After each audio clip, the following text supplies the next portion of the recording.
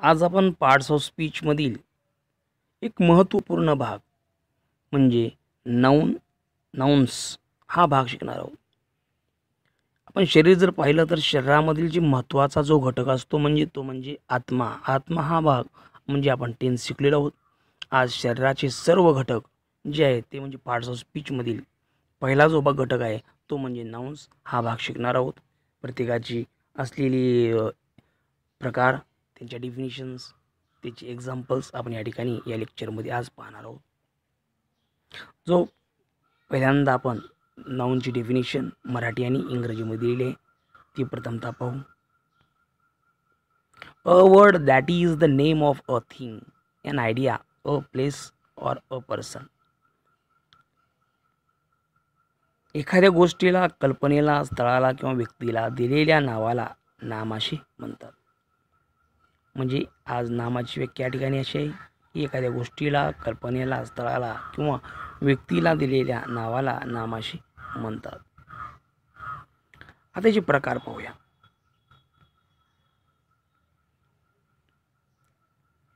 Kinds of nouns. नाउनचे प्रकार. एक म्हणजे कॉमन नाउन म्हणजे सामान्य नाम, दुसरे म्हणजे प्रॉपर नाउन म्हणजे विशेष नाम, तिसरं म्हणजे कलेक्टिव्ह नाउन म्हणजे समूहवाचक नाम, आणि चौथं म्हणजे मटेरियल नाउन म्हणजे पदार्थवाचक नाम, पाचवं अबस्ट्रॅक्ट नाउन म्हणजे भाववाचक नाम. हे नाउनचे 5 प्रकार. आता आपण सर्वांच्या डेफिनेशन आणि प्रत्येकाची एक्झाम्पल पाहूया, उदाहरणासकट पाहूया. त्यानुसार आपल्याला नाम आणि नामाचे काइंड्स आपल्याला समजून येतील.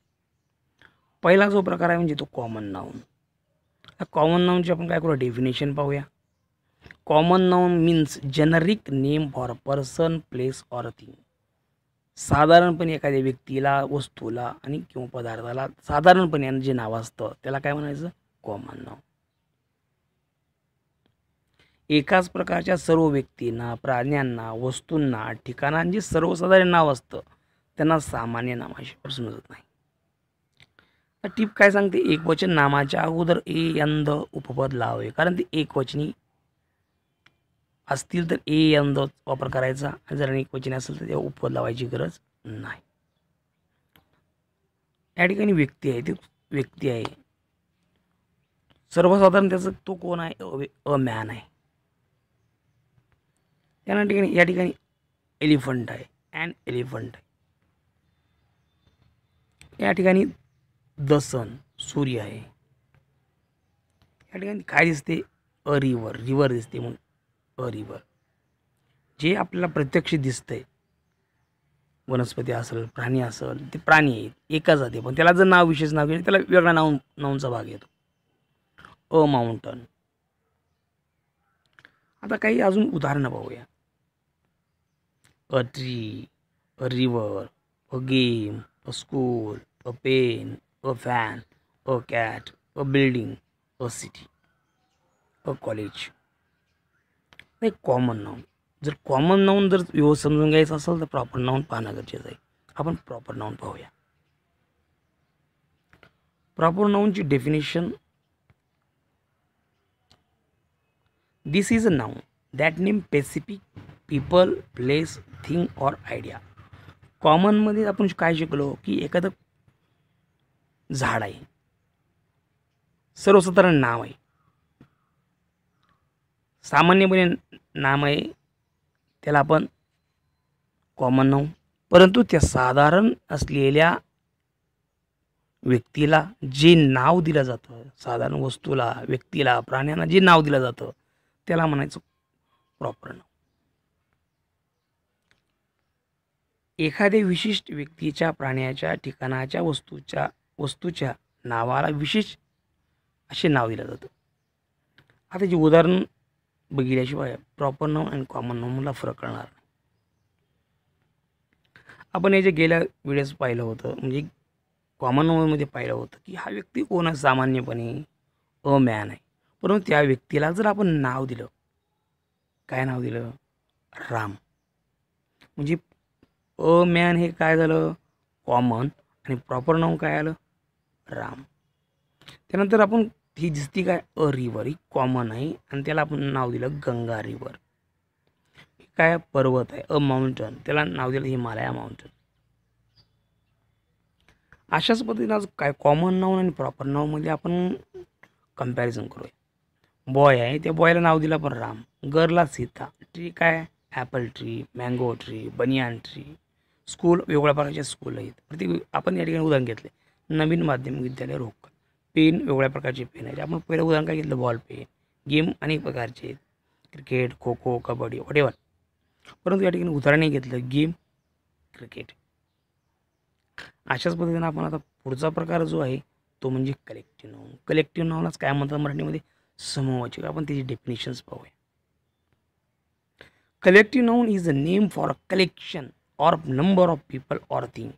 या ठिकाणी अनेक समुदाय जे कलेक्शन येतात, वस्तू येतात, व्यक्ती येतात.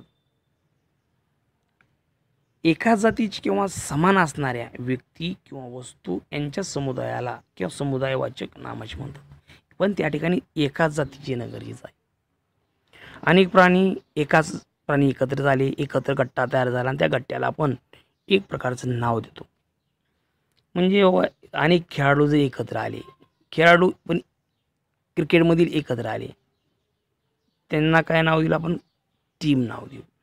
आणि ते कलेक्टिव्ह नाऊन जे असतं ते काय असतं, एकवचन असतं. जरी ते अनेक लोक असली पण त्याला एक नाव दिले आपण, त्याला काय म्हणायचं, सिंग्युलर. त्यांना एकच नाव द्यायचं म्हणजे त्याचं टीम. आणि त्याच्या अगोदर अ अँडचा वापर करायचा. त्यांना त्याची उदाहरणं पाहूया. A crew of soldier, a host of angel, group or troop of dancer, a crowd of people. लोकांची जी गर्दी, लोक एकत्र येतात त्यावेळेस काय तयार होते, गर्दी तयार होते. अ बॉडी ऑफ मेन, माणसाचे शरीर. म्हणजे एकच माणूस आहे, त्या माणसाच्या वेगवेगळ्या प्रकारची बॉडी आहेत, म्हणजे रचना आहे बॉडी आहेत. अ क्लास ऑफ स्टुडंट, विद्यार्थ्याचाच क्लास. अनेक विद्यार्थी एकत्र कोणासाठी कुठे येतात, क्लासमध्ये येतात. A chair of singers. Okay. Then army of soldiers. अनेक सोल्जर एकत्र आले त्यावेळेस काय करायचं, आर्मी हा भाग घटक तयार झाला. अरे आता उदाहरणं पाहूया अजून काही. एक्झाम्पल ऑफ कलेक्टिव्ह नाउन्स काय, अ फ्लॉक ऑफ सीप, मेंढ्याचा कळप. अ हर्ड ऑफ डिअर, हरणांचा कळप. अ बंडल ऑफ बुक्स, पुस्तकाचा गट्टा. बंडल ऑफ फ्लावर, फुलांचा गुच्छ. पेअर ऑफ शूज, चप्पलची जोडी. अ गँग ऑफ वर्कर्स, कामगाराची टोळी. अ हीप ऑफ रिफ्यूज, कचऱ्याचा ढीग. त्यानंतर अ स्वॉर्म ऑफ फ्लाईज, माशांचा थवा. अ आर्मी ऑफ सोल्जर, जवानांचा समूह. अ पॅक ऑफ कार्ड्स, पत्त्याचा जोड. अ टफ्ट ऑफ ग्रास, गवताची पेंडी. अ स्टाफ ऑफ ऑफिस, शिक्षकांचे कार्यालय. अ स्ट्रिंग ऑफ बीड्स, मण्यांची माळ. अ टीम ऑफ प्लेयर, खेळाडूचा संघ. अ ऑर्कार्ड ऑफ फ्रूट ट्रीज, फळांची बाग. अशा प्रकारे यांच्या पुढे अगोदर काय वापरायचं, अ वापरायचं. म्हणजे ती अनेक जर असले त्यांच्यामुळे एक गट्टा तयार होतो त्यावेळेस त्याला एकवचन नाव द्यायचं. त्यानंतर पुढचा जो प्रकार आहे तो पुढचा जो प्रकार म्हणजे तो म्हणजे मटेरियल नाऊन. त्यालाच काय म्हणायचं आपण, पदार्थवाचक नाऊन समजतो. त्याचे डेफिनेशन्स आपण पाहूया. Material noun is name of material or a substance out of which thing is made. की ज्या वस्तूपासून दुसरी वस्तू तयार होते त्याला काय म्हणायचं, पदार्थवाचक नाम असे म्हणायचं. एका वस्तू पण दुसरी वस्तू तयार होणे, ज्या पदार्थापासून एखादी गोष्ट बनवली असेल तो पदार्थ म्हणजे पदार्थवाचक नाम होय. तर त्याची उदाहरणं काय आहेत त्या ठिकाणी आणि त्या ठिकाणी त्याचे प्रकार पहिल्यांदा पाहू. मटेरियल नाऊनचे पहिला प्रकार म्हणजे काउंटेड नाऊन, दुसरं म्हणजे अनकाउंटेड नाऊन. पहिला जो प्रकार आहे काउंटेड नाऊन म्हणजे मोजता येणारं नाव. अनकाउंटेड नाऊन म्हणजे न मोजता येणारे. आता मोजणारे काय, आता पुस्तक मोजू शकतो, पेन मोजू शकतो, गोल्ड मोजू शकतो, ग्रास मोजू शकतो, एक्सेट्रा. अनकाउंटेडमध्ये मिल्क मोजू शकत नाही, टी, शुगर, ऑइल, वॉटर. काही जे घटक आहेत ते आपण मोजू शकत नाही. त्याला काय म्हणायचं, material uncounted material noun, uncounted material. आता याची काही उदाहरणं दिलेली आहेत बघा. पण ह्या ठिकाणी उदाहरणं अशी आहेत की ते उदाहरणं सर्व एकत्र करून दिलेले आहेत. Gold, mercury, water, milk, juice, copper, steel, iron, diamond, soap, rain, paint, perfume. या ठिकाणी सिंग्युलर आणि प्लुरलचाही वापर या ठिकाणी केलेला आहे एक्झाम्पलमध्ये. तर आपण कोणते काउंटेड आहेत, अनकाउंटेड आहेत, त्यानंतर सिंग्युलर आणि प्लुरलचा यासुद्धा मटेरियल नाऊनमध्ये उपयोग केलेला आहे, दाखवलेला आहे. यानंतर आपण पुढचा जो भाग आहे तो म्हणजे अबस्ट्रॅक्ट नाऊन. त्यालाच आपण मराठीमध्ये भाववाचक नाम म्हणतो. त्याच्या डेफिनेशन्स पाहूया. Is usually the name of a quality, action, state of idea of animal, person and thing.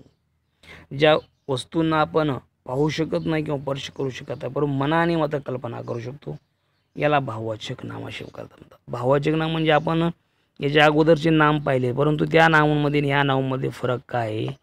हे नाऊन कसं आहे, जे वस्तू आपण पाहू शकत नाही आणि मात्र स्पर्श पाहू शकत नाही, स्पर्श करू शकत नाही आणि फक्त मनाने आपण कल्पना करू शकतो की सुख, दुःख, शूर, वीर, त्यानं यश, अपयश यांना आपण स्पर्श करू शकतो का? नाही. त्यांनाच आपण काय इंग्रजीमध्ये फक्त सक्सेस, यश. त्यानंतर याची उदाहरणं काय पाहूया. काही आता उदाहरणं काही घटकामध्ये इमोशन्स आणि फिलिंग, जी भावनेमध्ये काय बाबा प्रेमाला स्पर्श करू शकतो का? नाही, पण ती जाणून घेणं गरजेचं आहे. हेट, तिरस्कार, अँगर, राग, पीस, प्राईड, सिंपथी. आता या ठिकाणी पुढचा जो घटक आहे स्टेट, ॲट्रिब्यूट्स, काही गुण आहेत. ब्रेवरी हा गुण, शूरत्वाचा गुण आहे. लॉयल, नम्रता हा गुण आहे. हॉनेस्टी, प्रामाणिकपणा. इंटिग्रिटी, एकता. कंपॅन्शन, चॅरिटी, पवित्रता. त्यानंतर ब्रिलियन्स, हुशारपणा हा गुण आहेत. पेन. त्यानंतर सक्सेस. अशा प्रकारचे जे ॲट्रिब्यूट्स आहेत. त्यानंतर पुढचा जो भाग आहे मग त्याच्यामधलं जे काही घटक आहेत त्यामधलं आयडियाज आहे. आयडियाज कोणकोणते आहेत, कन्सेप्ट कोणते आहेत. द बिलीफ, ड्रीम, स्वप्न, justice, truth, faith, liberty, knowledge. त्यानंतर movement.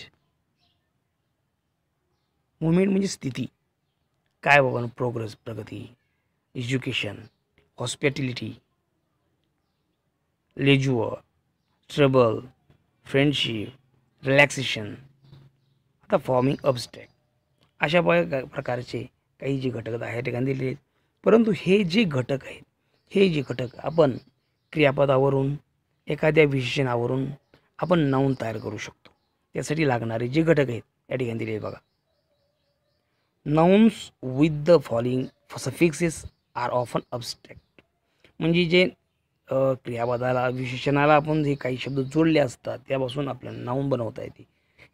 TION, ISM, ITY, movement, maintenance, age, ANC, ship, ability, ANCY. अनेक प्रकारचे घटक ATION, PTION, SSION, PTION, अशा प्रकारचे अनेक घटक दिले. आपण या ठिकाणी उदाहरणासाठी एवढे दिलेले आहेत. आता या ठिकाणी उदाहरणासाठी पाहिलं मेंट, मुवमेंट. मूव हे क्रियापदापासून तयार होतं आणि त्याला मेंट जोडला असता मुवमेंट हे काय झालं, नाऊन तयार होतं. आता या ठिकाणानंतर एज्युकेशन, अशा प्रकारे फ्रेंडशिप. या ठिकाणी अशा घटकापासून आपल्या उदाहरण बनवता येतात. जर आपल्याला हा चॅनल आवडला असेल, लाईक, शेअर, कमेंट. थँक्यू, धन्यवाद.